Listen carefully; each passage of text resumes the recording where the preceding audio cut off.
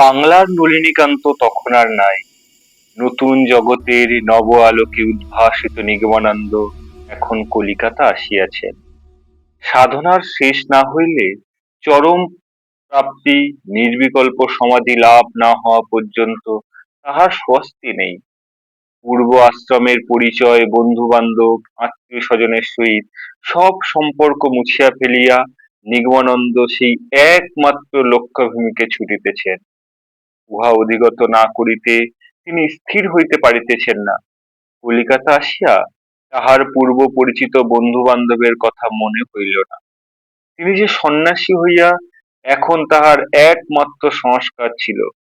সাধু সন্ন্যাসীগণ কলিকাতা আসিলে যেসব স্থানে থাকেন সেই সকল জায়গাতেই আশ্রয় লইবার জন্য তাহার স্বাভাবিক প্রবৃত্তি আসিল।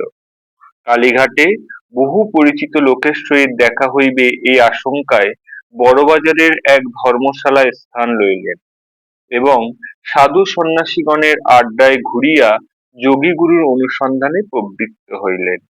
এই এক সময় অম্বুবাচী নিকটবর্তী হওয়ায় কামাখ্যা যাইবার উদ্দেশ্যে কলিকাতার বহু সাধুগণ সমাগত হইল।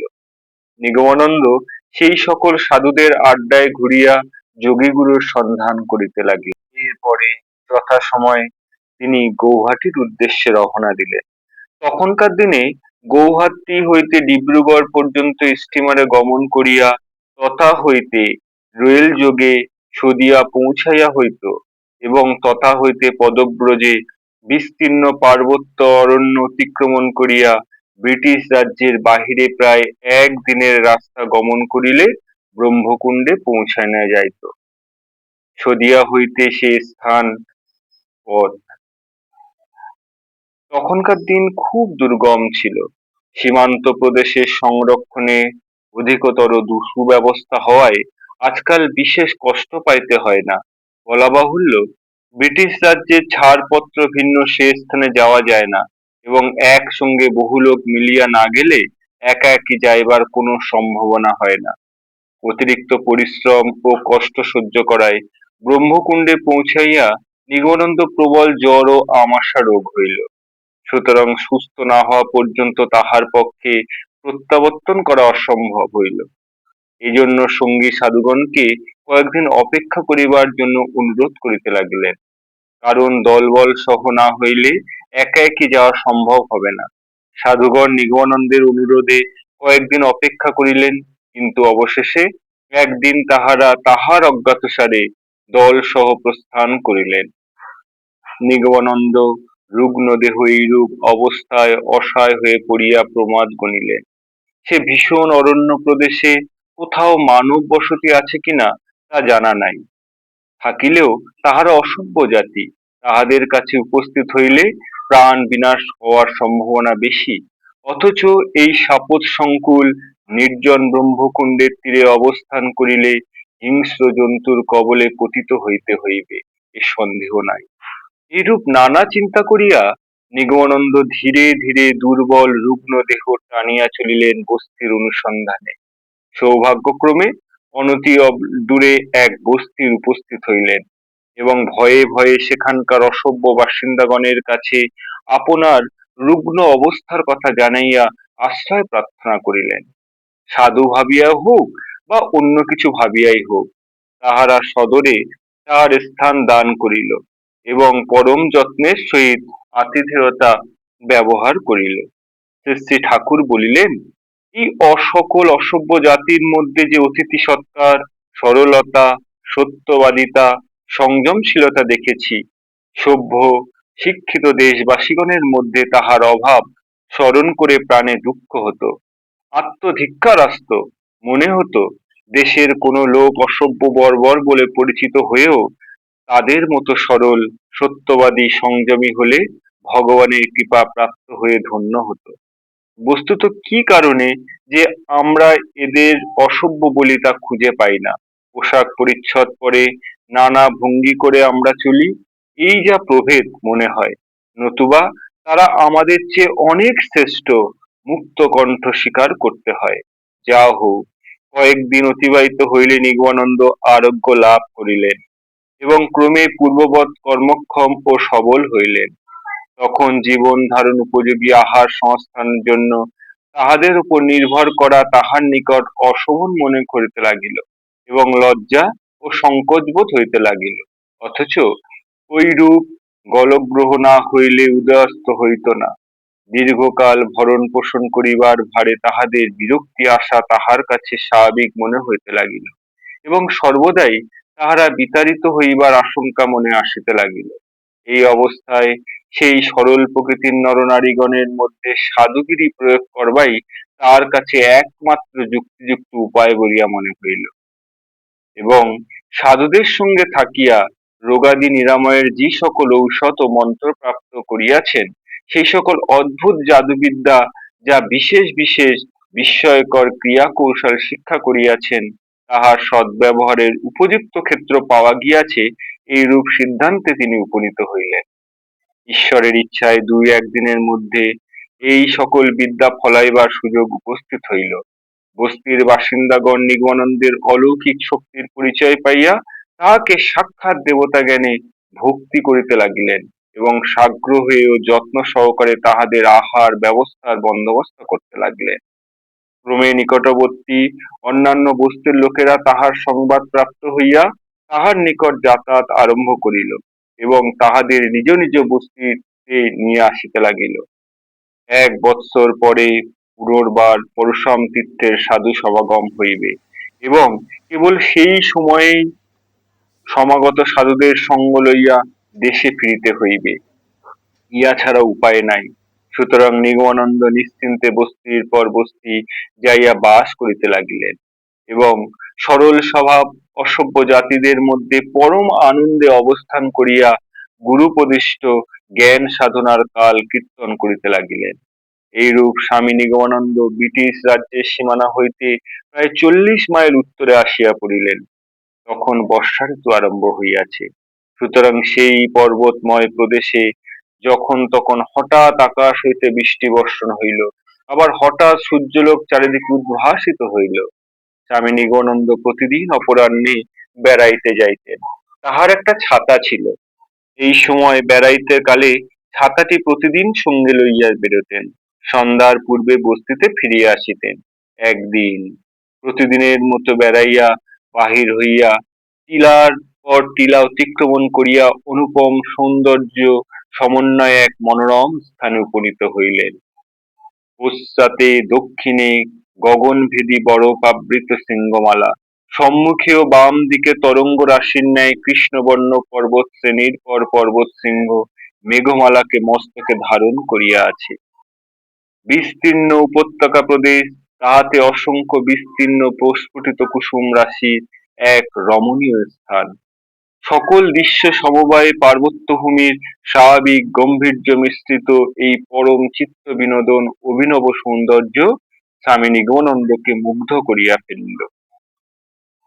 অদৃষ্ট পূর্বে সৌন্দর্য সুধা পান করতে করতে তৎসঙ্গে তাহার অন্তঃকরণে আবল্য জীবনের কাহিনীর সমস্ত স্মৃতি উদ্ভাসিত হইল। এই অবস্থায় বহুক্ষণই তাহার স্থানকালে পরিণাম জ্ঞান রহিল না। কোন সময়ে সূর্যদেব অস্তাচলে ঢলে গিয়াছে। অকস্মাৎ যখন চৈতন্য লাভ হইল, সেদিকে সন্ধ্যা সমাগত প্রায়। তখন ক্ষিপ্র গতিতে বস্তিতে ফিরিবার জন্য পথে চলিতে আরম্ভ করিলেন। কিন্তু কিছুদূর গমন করিয়া অন্ধকারে চলিতে চলিতে বুঝিতে পারিলেন তিনি পথ ছেড়ে বিপদে আসিয়া পড়িয়াছেন। চারিদিকে ভীষণ অন্ধকার, রাত্রির অন্ধকার তাহাকে দিশাহারা করিয়া ফেলিল। কোন দিকে যাইবেন কিছুই তিনি ঠিকঠাক করিতে পারিলেন না। এইরূপ অবস্থায় কি কর্তব্য তিনি নিজেই বুঝিতে পারিলেন না। সুতরাং কোন নিরাপদ স্থানে লুক্কায়িত না করিতে পারিলে অবিলম্বেই হয়তো তার প্রাণটাই নষ্ট হইবে। এই ভাবিয়া তিনি এক বৃক্ষর কোঠরে উঠিয়া সেখানে তিনি অবস্থান করিলেন এবং সেই উহা পার্বত্য সর্পের ন্যায় বিশাল বড় বৃক্ষের মধ্যে এক কোটরে অবতরণ করিলেন। বিস্ময়ের বিষয়, এই কোটরটির তলদেশে মৃত্তিকা দ্বারা সমতল ভাবে আবৃত নিরাপদ। নিগমানন্দ সেই নিরাপদ স্থানে কিছু সময় অবস্থান করিলেন। চারিদিক হইতে হিংস্র জন্তু জানোয়ারের বিকট শব্দ, চিৎকার গর্জন শুনিতে পারিলেন। নিঃশ্বাসটি পর্যন্ত ফেলিতে না শব্দ না হয় এইরকম ভাবে দীর্ঘ রজনী অতিক্রমণ করিতে লাগিলেন। রাত্রি শেষ হইবার পূর্বেই তাহার একটু তন্দ্রার মতো আসিল, কিন্তু সামান্য কিছুক্ষণ পরেই পক্ষীগণের কাকলি ধ্বনিতে বুঝিতে পারিলেন প্রভাত হইয়া অধিক বিলম্ব নাই। আরো কিছুক্ষণ অপেক্ষা করিয়া চারিদিকে আলোকে উদ্ভাসিত হইতে অবতরণ করিতে হইবে। এইরূপ চিন্তা করিতেছেন, এমন সময় দেখিতে পাইলেন ছাতার ফাঁক দিয়ে প্রদীপের আলোর ন্যায় একবার দীপ্তি প্রকাশ পাইতেছে। কৌতূহল বশত নিগমানন্দ ছাতাটিকে নিম্মলিত করিয়া দাঁড়াইলেন। উঁকি মারিয়া নিম্নভূকে দেখিলেন কতকগুলো শুষ্ক পত্র কাষ্ঠখণ্ড দ্বারা প্রজ্বলিত ধূনি সম্মুখে করিয়া সেই বৃক্ষ নিম্নে এক দীর্ঘকায় মনুষ্য মৃত্যু মস্তক নত করিয়া বাম হস্তে তালুর ওপরে দক্ষিণ হস্তের অঙ্গুষ্ঠ দ্বারা গঞ্জিকা নিষ্কাশন করিতেছে। সেই নির্জন অরণ্য প্রদেশের রাত্রি শেষে কোথা হইতে মনুষ্য সমাগম হইল ভাবিয়া নিগমানন্দ বিস্মিত হইলেন। অধিকন্ত নানারূপ ভয়ের কথা মনে করিয়া প্রাণে আশঙ্কার সঞ্চয় হইল। আবার ভাবিলেন, হিমালয়ে কত শত শত স্থানে মহাপুরুষগণ রইয়াছেন শুনিয়াছি, ইনি তাহাদের মধ্যে হয়তো একজন হইবেন। দৈবত এমন দর্শন মিলিয়াছে, সাক্ষাতে উপস্থিত হওয়াই উচিত। একদিনের রাত্রি প্রভাত হইবার লক্ষণ প্রকাশ পাইতে লাগিল। প্রভাতে বৃক্ষ হইতে নিম্নে নামিয়া যখন যাইতেই হইবে, তখন বিলম্ব না করিয়া এই আগন্তুক মনুষ্য মূর্তির উপস্থিতিতেই নামিতে পারেন, তাহাই তখন নিগমানন্দ বুদ্ধিতে সঙ্গত বোধ করিলেন। সুতরাং তিনি ধীরে ধীরে পুনরায় সেই শাখা বাইয়া উহার অগ্রভাগ পর্যন্ত উপস্থিত হইলেন। পরে ছাতাটি নিচে ফেলিয়া দিয়া দুই হস্ত দৃঢ়ভাবে শাঁখার ধারণ পূর্বক ঝুলিয়া পড়িয়া ভূমিতে অবতরণ করিলেন। ছাতাটা কি একজন মানুষ যে বৃক্ষ হইতে সহসা সম্মুখে পতিত হইল, তৎপ্রতি সেই মনুষ্য মূর্তির একটুখানিও দৃষ্টিক্ষেপ নেই। নিগমানন্দ তাহার কাছে যাইয়া বসিলেন। বনভূমির অন্ধকার তখন আর নাই। আগন্তুকের গঞ্জিকা তৈরি করা প্রায় শেষ হইল। পূর্ববৎ নতমস্তকে বসিয়া একটা লম্বা কলিকাতে সম্মুখস্থ জ্বলন্ত অঙ্গার দ্বারা বড় এক চিমটা গাঁজা সাজিয়া কুশিয়া দম দিলেন এবং হস্ত প্রসারণ পূর্বক নিগমানন্দের সম্মুখে কলিকা ধরিল। নিগমানন্দ তামাক খাইতেন বটে, কিন্তু সাধুগণের সঙ্গে বহুকাল ঘুরিয়াও কোনোদিন গাঁজা খাননি। কিন্তু সাধুটি তাহার সম্মুখে কলিকে ধরিয়া শিষ্টাচার বোধে তাহা গ্রহণ করিলেন। দীর্ঘ বিনিদ্র রজনীর পর তাম্রকূটে সেবনের স্বাভাবিক স্পৃহায় সেই গাঁজার কলিকাতে ভয়ে ভয়ে দম লাগাইলেন এবং কলিকা ফিরাইয়া দিলেন। এই সামান্য দমেই নিগমানন্দর চোখে সরিষা ফুলের মতো দেখিতে লাগিলেন। সাধু কলিকা ঢাকিয়া চিমটা উঠিয়া দাঁড়াইলেন এবং হস্ত সংকেতে নিগমানন্দকে অনুসরণ করিতে বলিলেন। গাঁজার দম মারিয়া নিগমানন্দর প্রবল নেশা হইয়াছে। সাধু দ্রুত পদে দৈত্যের মতো চলিতে লাগিলেন। নিগমানন্দ নেশার বিভোর হইয়া সমবেগে তাহার পশ্চাদে গমন করিতে লাগিলেন। বন্ধুর কর্কশ পদবত্ত পদের প্রস্তরকণার সংঘাতে লজ্জাপতি কাঁটার লতার আঘাতে পদদয় ক্ষত বিক্ষত হইল, রক্ত নির্গত হইতে লাগিল। থামিবার বা ধীরে চলিবার জো নাই। একটুখানি গতিবেগ হ্রাস হইলেই বহুদূর পশ্চাদে পড়িয়া থাকিতে হয়। সুতরাং কোনো দিকে ভ্রুক্ষেপ না করিয়া নিগমানন্দ সাধুর পশ্চাদে যথাসাধ্য দ্রুত বেগে চলিতে লাগিলেন। একবার মনে ভয়ের সঞ্চার হইতে লাগিল। বঙ্কিমচন্দ্রের সেই কপাল কুণ্ডলা কাপালিকের কথা মনে পড়িল। তিনি ভাবিতে লাগিলেন, এই সাধু আমাকে কোথায় লইয়া যাইতেছেন, আমি বা এমন অবসর ন্যায় ইহার পশ্চাদে চলিতেছি কেন? যা হোক, এইরূপ কিছুকাল গমন করিয়া পর্বত গাত্র সংলগ্ন এক বৃহৎ প্রস্তর খণ্ডের সম্মুখে আসিয়া সাধু দাঁড়াইলেন। পশ্চাদে ফিরিয়া নিগমানন্দের দিকে দৃষ্টিপাত করিলেন। এতক্ষণে তাহার সমস্ত অবয়ব মুখমণ্ডল সম্পূর্ণরূপে নিগমানন্দ দেখিতে পাইলেন এবং তাহার সেই অদ্ভুত জ্যোতির্ময় প্রশান্ত গম্ভীর মুখে নিরীক্ষণ করিয়া আশ্চর্যান্বিত হইলেন। মহাপুরুষ তখন ধীর গম্ভীর বাক্যে কহিলেন, রাত্রি শেষে আমাকে বৃক্ষতলে দেখিয়া তুমি বিস্মিত হইয়াছ।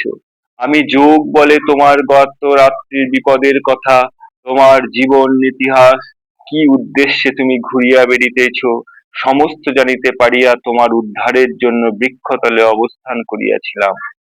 আমার নিকটেই তোমার মনোভীষণ পূর্ণ হইবে। নিগমানন্দ প্রণাম পূর্বক তাহার চরণতলে পতিত হইলেন।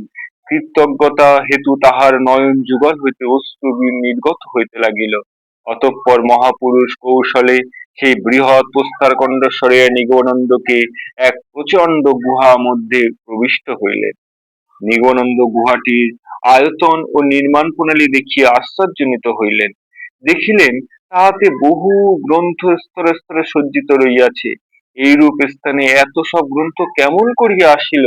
জানিতে চাইলে মহাপুরুষ কহিলেন, মুসলিমগণের অত্যাচারের সময় হিন্দু ধর্মের বহু দুষ্প্রাপ্য গ্রন্থ এইরূপ বিভিন্ন গুপ্ত স্থানে মহাপুরুষগণ কর্তৃক আনিত হইয়া শিষ্য পরম্পরায় সযত্নে রক্ষিত হইয়াছে। কালে হিন্দু ধর্মের অভ্যুত্থান হইলে ইহাদের প্রচার হইবে। এই প্রসঙ্গে সেই মহাপুরুষ আরো কহিলেন যে, হিন্দু ধর্মের একদিন শুভ দিন নিকটবর্তী হইতেছে, তৎ সম্পর্কে কার্যে নিগমানন্দের জীবন ও বহু কর্তব্য রহিয়াছে। অধিকন্তু মহাপুরুষ স্বামী নিগমানন্দের পূর্ব জন্মের অনেক কথা বিস্তৃত ভাবে তাহাকে জানাইলেন। তৎপরে আত্মপরিচয় স্থল করিলেন, তাহার নাম সুমের দাস। তিনি গৃহাশ্রমের কুতুল মিলার নামে পাঞ্জাব কেশরী মহারাজের রণজিৎ সিংয়ের সভাসদ ছিলেন। রণজিতের মৃত্যুর পর তৎপুত্র দিলীপ সিংহের ভাগ্য বিপর্যয় কালে তিনি তাহার সহিত ইংল্যান্ড গমন করেন, কিন্তু নানা কারণে বিরক্তি হইলে দিলীপ সিংহের সংস্রব ত্যাগ করিয়া পদব্রজে রাশিয়ার মধ্যে দিয়া চীন দেশ হইতে তিব্বতে আগমন করেন। অনন্তর সেই স্থানে বহুকাল অবস্থান করিবার পর ঘটনাচক্রে সেই নিভৃত প্রদেশে আসিয়া তদীয় গুরুদেবের কৃপায় যোগ সিদ্ধ হন এবং গুরুদেবের তিরোধানের পর দুষ্প্রাপ্য অকৃত্রিম শাস্ত্র গ্রন্থের রক্ষক হিসাবে তিনি নিযুক্ত হয়ে এই গুহা মধ্যে অবস্থান করিতেছেন। পাশ্চাত্য শিক্ষার মোহগ্রস্ত ভারতবাসীগণের মধ্যে ধর্মভাব প্রচার করিবার উদ্দেশ্যে তিনিই প্রথমত ম্যাডাম ব্লাভাৎস্কিকে উদ্বুদ্ধ করেন এবং থিওসফিক্যাল সোসাইটি প্রতিষ্ঠা করিয়া উহার কর্মীগণকে তদ্ভাবে অনুপ্রাণিত করিয়াছেন। কৃষ্ণনগরে অ্যানি বেসান্তের সহিত স্বামী নিগমানন্দের বাদানুবাদ তাহার প্রতি সুমের দাসদের দৃষ্টি আকর্ষণ হওয়ায় তিনি তাহাকে অনুপূর্বিত জীবন নিশি অবগত করিয়া তাহার ইচ্ছা শক্তি প্রয়োগ করিয়া তাহারই ফলে নিগমানন্দ পরশুরাম তীর্থে পৌঁছাইয়া অসুস্থ অবস্থায় হিমালয়ের সেই নিভৃত প্রদেশে আগমন সম্ভব হইয়াছে। অতঃপর যথাসময়ে তিনি তাহাকে যোগ শাস্ত্র শিক্ষাদান করিবার জন্য সেই স্থানে লইয়া আসিয়াছেন। উদাসীনাচার্য যোগীরাজ সুমের দাসজির মুখে এই সকল সংবাদ জ্ঞাত হইলে নিগমানন্দ আনন্দিত আশান্বিত হইলেন এবং সেই স্থানে অবস্থান করিয়া সেই মহাপুরুষের নির্দেশ অনুসারে হস্তলিখিত যোগ শাস্ত্র অধ্যয়ন করিতে লাগিলেন। প্রতিটি বিষয় অধ্যয়নকালে সুমের দাসজি মৌখিক উপদেশ এবং ক্রিয়াগুলি সাধন প্রণালী চাক্ষুষ ভাবে দেখাইয়া দিতে লাগিলেন। এত ভিন্ন প্রত্যক্ষ ফলপ্রদ সহজ সরল এমন কতগুলো যৌগিক ক্রিয়ার শিক্ষা দিলেন যাহা কোনো পুঁথি পুস্তকে নাই, কিন্তু যোগ সিদ্ধ মহাপুরুষগণ তাহাদের শিষ্য পরম্পরায় মৌখিক উপদেশ চলিয়া আসিতেছে। নিগমানন্দ গুরুমুখে এই সকল সাধন পদ্ধতি শিক্ষা লাভ করিতে লাগিলেন। সঙ্গে সঙ্গে শাস্ত্রোক্ত যোগ সাধন প্রণালী যথাভাবে উপদেশ জ্ঞাত হইলে অনন্তর অনুষঙ্গিক অন্যান্য উপদেশ দান করিলেন। সমাধি লাভ হইলে এইরূপ অবস্থা হইবে যে সময়ের কর্তব্য কি বিস্তৃত ভাবে কহিলেন। নিগমানন্দ জিজ্ঞাসা করিলেন, যোগ সাধনায় সমাধি লাভের পর বেদান্ত নির্বিকল্প সমাধির জন্য পুনরায় সাধন করিতে হইবে কিনা? তদুত্তরে সুমের দাসজি করিলেন, না, নির্বিকল্প সমাধি আপনিই আসিয়া যাইবে। পরমহংসদেব সচ্চিদানন্দ নিগমানন্দকে এইরূপ নির্বিকল্প সমাধি আপসে আ জায়গা বলিয়া আশীর্বাদ করিয়াছিলেন। সুতরাং নিগমানন্দ তাহার চিরবাঞ্ছিত ধন প্রাপ্তির আশায় উৎফুল্ল হইয়া যোগীরাজ সুমের দাসজির চরণ বন্দনা করিতে লাগিলেন। আপনার কৃপা হইতে যেন কখনো বঞ্চিত না হই। সুমের দাসজি কহিলেন, তুমি চিরদিন সমান ভাবে আমার কৃপা প্রাপ্ত হইবে। কিন্তু নির্বিকল্প সমাধি লাভের পর তুমি সনাতন ধর্ম ও সৎ শিক্ষা প্রচার করিবে। তোমাকে আমি এই ভার অর্পণ করিলাম, বলো তুমি ইহা গ্রহণ করিলে? নিগমানন্দ স্বীকৃত হইলেন। কুসুমের দাসী পরম সন্তোষ লাভ করিয়া আশীর্বাদ ছলে নিগমানন্দের মস্তকে অঙ্গে হাত বুলাইতে লাগিলেন। অতঃপর যথা সময়ে সুমের দাস নিগমানন্দকে কহিলেন, এক্ষণে তোমাকে সাধন আরম্ভ করিতে হইবে, যে জন্য তোমাকে দেশে যাইতে হইবে এবং ধর্মভাবাপন্ন সৎশালী ধনীর সাহায্যে গুপ্ত ভাবে অবস্থান করিয়া ঘৃত দুগ্ধ ইত্যাদি আহার পূর্বক সাধন করিতে হইবে। এই পার্বত্য ভূমিতে কন্দ ফলমূল খাইয়া এই সকল সাধন ভজন অসম্ভব। আমার আশীর্বাদে তুমি অচিরেই উপযুক্ত আশ্রয় স্থান প্রাপ্ত হইবে। তোমাকে আমি তোমার পরিচিত বস্তিতে পৌঁছাইয়া দিব। তথা হইতে ব্রহ্মকুণ্ডে পৌঁছাইয়া সাধুগণের সঙ্গে দেশে যাইতে পারিবে। দেশে যাইয়া কোথায় আশ্রয় পাইবে? সারা বাংলা খুঁজিয়া তাহা বাহির করিতে হইবে। এইরূপ চিন্তা করিয়া নিগমানন্দ জিজ্ঞাসা করিলেন, দেশে কোথায় যাব? সুমের দাসজি কহিলেন, প্রথমে মেদিনীপুর জেলায় যেও, তারপরে আপনিই সব ঠিক হইয়া যাইবে। যা হউক। নিগমানন্দ সুমের দাসজির এইরূপ আশা শ্রবণ করিয়া নিতান্ত ব্যথিত হইলেন এবং মহাপুরুষের সঙ্গ বর্জন করি হইয়া বিদায় গ্রহণ করিবেন এই চিন্তা করিয়া শ্মশ্রু নয়নে গুরুর চরণ তলে পতিত হইলেন।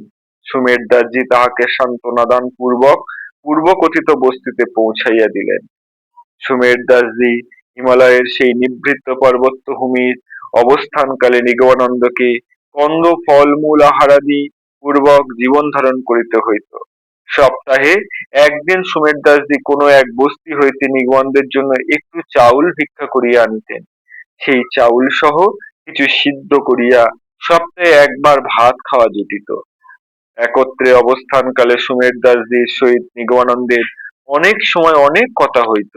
তাহাতে বুঝিতেন জগতের কোন স্থানের কোন ঘটনা যোগ গুইগুড়ির অজ্ঞাত থাকে না, এমনকি অতি সামান্য খুঁটিনাটিও ইহারা সর্বত্র অবগত থাকেন এবং তাহাদের জীবনে একমাত্র সম্বল জগৎ মঙ্গল চিন্তায় অতিবাহিত হয়। কোন কোন সময় সুমের দাস নিগমানন্দের সঙ্গ করিয়া পার্বত্য সৌন্দর্য দর্শন করাইতেন। তৎকালে অনেক সময় অনেক হিংস্র জন্তু তাহার সম্মুখে পতিত হইত, কিন্তু সুমের দাসজির যোগ শক্তির প্রভাবে তাহারা নিস্তেজ হইয়া তৎক্ষণাৎ দূরে প্রস্থান করিত। এমনকি পার্বত্য সুলভ অজগর প্রভৃতি নিকটে লুক্কায়িত থাকিয়া লক্ষ্য তৎপর হইলেই সুমের দাসজি তাহা অজ্ঞাত করিতে হইত না, পরন্তু তাহার নিরহ অহিংসা জন্তুর মতো দূরে প্রস্থান করিত। সে বস্তির অবস্থানকালে নিগমানন্দ পার্বত্য মধ্যে রাত্রি যাপন করিয়া বাধ্য হন। সেই বস্তির আদিবাসীগণ যখন দেখিলেন সন্ধ্যার পরে নিগমানন্দ বস্তিতে ফিরিলেন না, তখন তাহারা মনে করিলেন কোন হিংস্র জন্তু হয়তো তাহাকে উদারসাৎ করিয়াছে। এইরূপ চিন্তা করিয়া তাহারা অত্যন্ত দুঃখিত হইলেন। কিন্তু নিগমানন্দের চিন্তা কমণ্ডলু কম্বল প্রভৃতি তাহাদের সযত্নে রক্ষণ করিতে লাগিলেন। তাহার ব্যবহৃত জিনিসপত্র নষ্ট করিলে অপব্যবহার করিলে তাহারা সাহসী হইল না। অতঃপর দীর্ঘকাল পর নিগমানন্দ ফিরিয়া আসিলেন, দেখিলেন তাহাদের অত্যন্ত আনন্দিত, এমনকি তাহার চিমটা কমণ্ডলু প্রভৃতি তাহাকে আনিয়া দিল। গুরু প্রদত্ত দ্রব্য পুনরায় প্রাপ্ত হইয়া নিগমানন্দ হৃষ্ট মনে সেই বস্তিতে কয়েকদিন অবস্থান করিলেন। পরে তথা হইতে ভিন্ন ভিন্ন বস্তিতে পৌঁছাইয়া তখনকার আদিবাসী বৃন্দের সহিত কয়েকদিন থাকিয়া তারপরে অনন্তর তীর্থগত সাধুগণের সহিত মিলিত হইয়া আসামের ভিতর দিয়া বঙ্গদেশে আসিয়া পৌঁছাইলেন।